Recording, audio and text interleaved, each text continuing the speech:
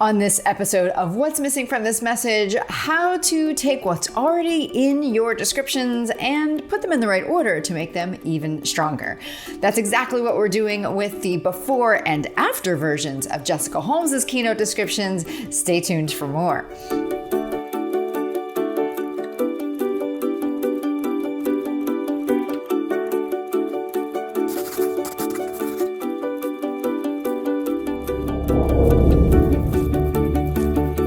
So Jessica Holmes is a Canadian comedian and speaker who delivered some amazing keynotes off stage before the pandemic and wanted to update the descriptions for those offerings to the virtual delivery that she's doing now.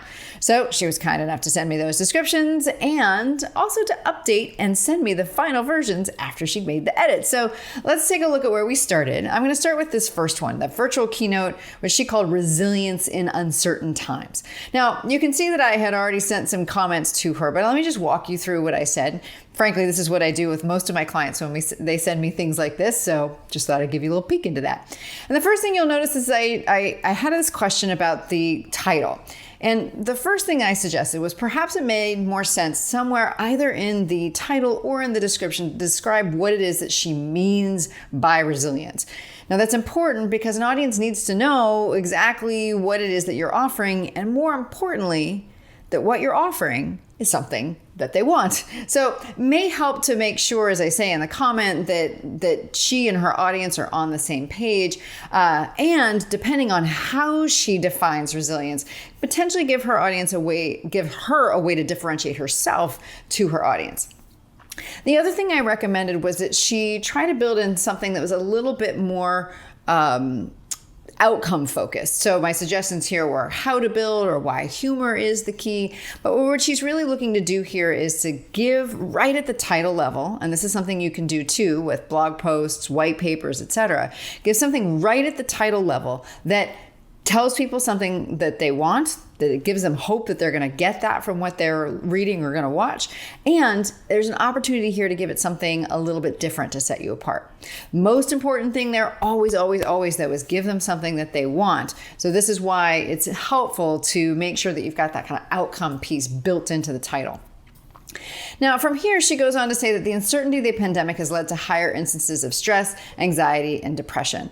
And the thing that I comment on here is that because she wants to give this and sell this to companies, she needs to think about what the companies are looking for and what the companies are dealing with right now.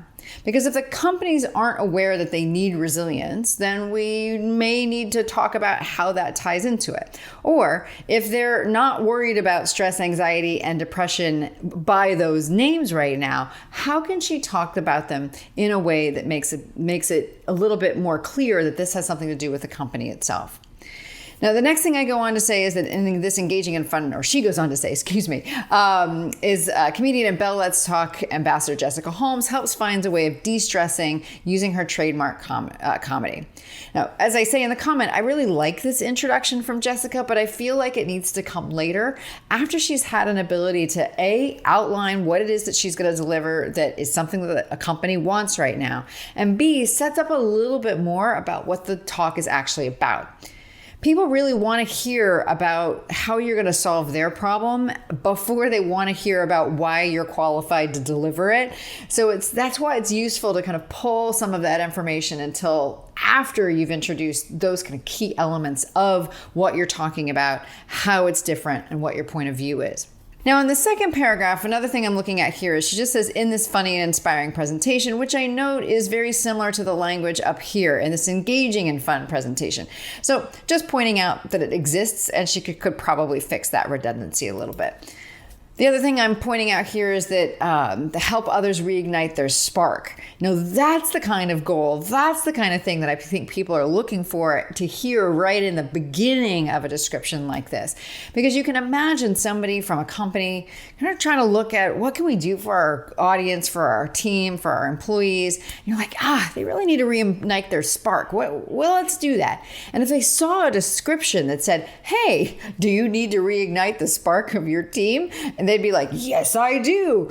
And then Jessica would be like, well, fabulous, because I've got a great keynote that can help you do just that.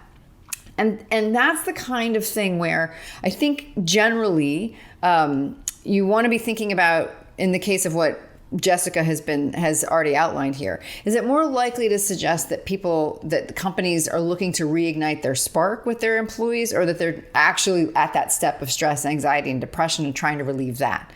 Both could be true, okay? And this is where you want to make a decision about which audience this is really aimed for. Is it aimed for the people who already know that stress, anxiety, and depression are the issue at hand, that already know that they want to build resilience? Or is it for folks that are really saying, hey, I want to help others ignite their spark, but I'm not quite sure why they don't have it right now and what we need to do differently. So just being aware of what your audience is looking for can help you decide what order to put these things in. We're going to see in the after what Jessica chose, but just note as I was going through that these were a couple of the different things. Like, we need to understand resilience. Does the audience want it? Is that how they talk about it? Same thing with stress, anxiety, and depression. Is that what the audience wants? Is that how they talk about it? Help others reignite their spark. Is that what the audience wants? Is that how they're talking about it? So these are some of the questions that I'm asking as I'm reading a description like this. And these are some of the questions you can ask of your own descriptions and your own summary paragraphs, and frankly, even of your own content. Okay, let's keep going. Now, in this next paragraph, there is some beautiful detail about what Jessica is planning to do with her presentation. She explores how mental health is affected by our current isolating climate. She tells us how she's going to give us coping strategies, including ways of de-stressing and feeling more empowered and joyful. She's going to validate what participants may be feeling and offers hope with small, easy steps to build resilience.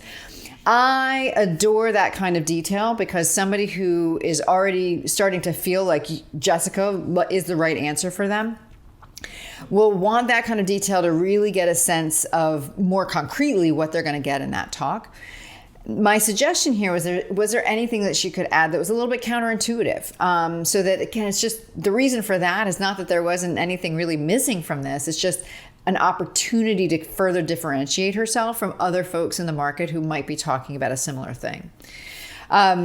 From here, she kind of talks about a little bit of the content coming from positive psychology and a little bit more of the outcomes. So in this last paragraph, she talks about it's also a chance to laugh. Holmes will deliver the bulk of the talk live with some customized pre-tape comedy where she deals with the humor of her trademark characters. Now, you can see in the comment that I had here that my question was, is there anything she can do that's more with this description of the trademark characters? Can she describe a little bit about what role they play or how they function in the talk, just to give the potential audience a sense of, are these just characters for character's sake? Are they there for comic relief? Or are they some really differentiating way that Jessica uses to help illustrate some of her main points? So this was the before. So let's take a look at what Jessica did with these comments so that you can see how she replaced and kind of filled in what may have been missing from the message in the first place. So here is the after. Now, the first thing that you're going to see here is that she's done two things with the title. The first is she's created this beautiful ownable phrase that kind of gives this differentiating piece, this idea of power laughs. Love it, because it describes not only, I think, the experience of her virtual keynote, but it also gives her a way of talking about what effect humor can have. Speaking of effect, you can see that she's now built in an outcome into her title. So it's using humor to build resilience. So based on this, she's clearly decided, and I think in the right way, that her audiences are already looking to build resilience. And she's saying that humor is an unexpected, unfamiliar, perhaps unconventional way to do that. Perfect kind of title there, because it gives the audience something that they want. Hey, we need to build resilience, and does in a way that they don't expect, using humor. And just icing on the cake, she's given us this great ownable phrase that now Jessica can go out in the world and say that she gives power laughs. And I just love this. I just love that title. Now let's look at what she did with this first paragraph. What's originally, remember, I was suggesting she did was start with a little bit more about what the companies might be experiencing now, what the consequences were of that, and give us a little bit more information about the kind of general context of the talk before she goes into herself. So let's look at what she did. She says, stress is a part of life, especially with the triggers that a pandemic brings, but leaving it unchecked can, here it comes, affect your team's morale and ultimately your bottom line. You see, now she's taken that topic and tied it to something that the company might experience right now and consequences that they're trying to fix. So A1, thumbs up. Using humor and other simple coping mechanisms can improve the emotional well-being of individuals and ultimately the companies they work for. So now she's introducing, again, a little bit more about the topic of this. So she's saying, hey, you've got these negative effects, but humor and these coping mechanisms can actually help you solve that. Explains a little bit more. We're more likely to live healthy, productive lives if we maintain our physical and emotional resilience. And this, and how she introduces herself, Laugh Out Loud presentation offers simple, achievable steps to help others go from treading water to reigniting their spark. I mean, this is just really, really, really strong because she's talking about the nature of the presentation, specific things are going to happen in it, and she's helping to further define how her audience might be looking at their current situation, treading water, to what they're actually trying to achieve, reigniting a spark. Jessica proves that comedy is more than an entertainment form. It's a powerful filter through which you can navigate stressful situations, empowering you to recover from setbacks and face challenges more easily. Again, just really, really, really strong. And I love that she kind of pushes against some conventional wisdom here. It's just like, hey, comedy isn't just for entertainment. It's actually a powerful filter through which you can navigate stressful situations. This is a really, really strong case, not just for the keynote and Jessica, but also for humor as an unexpected and yet effective way for companies to achieve what they're looking for, getting their companies, getting their teams to face challenges more easily and overcome setbacks. Just love this. All right, so from here she goes on and she takes some of those great details she had before and now she breaks them into a bit more of a bulleted list here, which I think works well. So it presents proven coping strategies that use humor to help you and your team take simple, sustainable daily steps to thrive, reconnect with your passion, bond over shared challenges, change how obstacles are perceived so they're easier to overcome. I mean, again, really, really strong here. And she's just listing out the kinds of things that a potential companies could say, yes, we want that. And she's already established the fact that she's going to do that in an unexpected way. Now she introduces her. And I think this is absolutely the right place because once a company goes, yeah, that's something that we want. 2, interesting approach. I can see why that could be helpful. 3, all right, these details are really looking at things that we want to know more about. Then that's when their brain goes, okay, but who are you? And this is where she just does this beautiful job of wrapping it up here. Inspired by her second chance at life after recovering from depression, Jessica trained as a wellness coach. She recommitted her life to sharing the tools that create lasting joy and fulfillment through her invigorating keynotes and as an ambassador for Bell's Let's Talk initiative. So great credibility of saying she's been there, she's done this, she's got all the things and all the credentials to back up why she's the right person to talk here. And then she just does this beautiful wrap up at the end. She's honored to share hilarious and meaningful anecdotes and even a few impressions to, here's the effect of them, drive home a message of empowerment to help others thrive and find the power in their laughter. Which ties it back to the title, which is just beautiful, and I love it. The last few italics there are just details about how long it's going to be, how she's going to present it, just useful little details. So what does all this mean for you and what might be missing from your message? Take the time to really take the audience's point of view. And even better, have somebody who represents your audience take a look early. Because that can help you find what's missing from your message. It can help you find that information is there, but maybe just not in the right order. If you enjoyed this, if you've got a piece of content that you want me to take a look at in a similar way, send it to redthreadme@tamsinwebster.com. Thanks again for watching. I'm Tamsin Webster of tamsinwebster.com. Look forward to seeing you on a future episode.